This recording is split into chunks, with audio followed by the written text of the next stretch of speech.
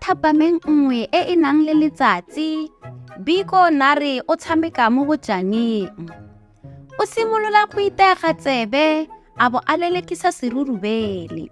Morago ga lobaka lo loleele, o iphitlhela a le kgakala le lelapa la gagwe.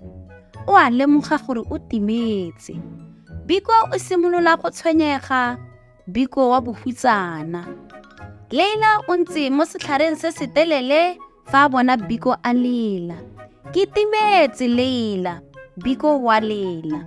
Ga ke gakologelwe tsela ya go boa.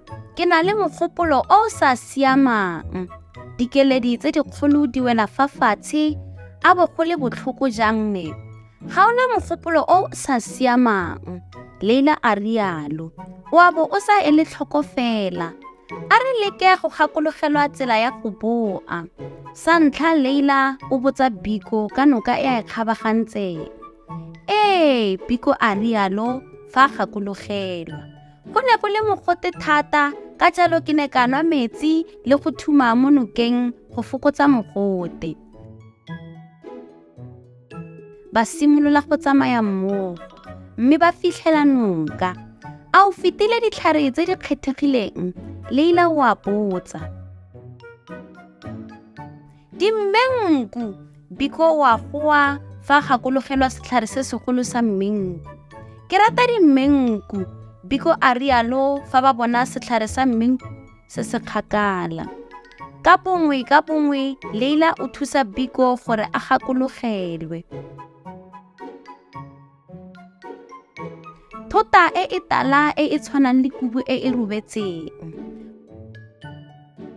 Masimo a bojang jo bo telele jo bo serolwana kwa dipitse tsa naga di ratang go iphitlha teng. Le thaba e e khibidu kwa dinonyane tsa ntsu di fofang godimo ga loapi. Kgakologelo nngwe le nngwe e ba atametsa gaufi le letsomane la ga Biko. Go tswa foo, fa letsatsi le simolola go phirima, Biko o leba godimo mme o bona lelapa la gagwe. O tlolaka ka boitumelo. Ke a leboga Leila, o nthusitse go gakologelwa tsela ya go boela gae, a rialo. Letsatsi leo, Biko o ithuta thuto ya botlhokwa, mogopolo o montle o simolola ka go nna kelotlhoko.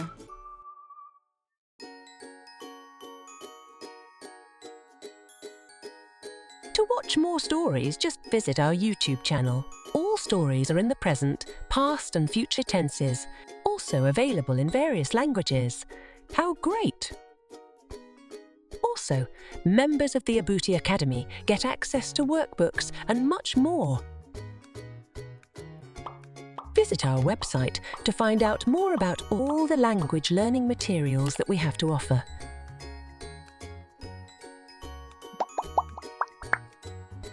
www.abutisyllabus.com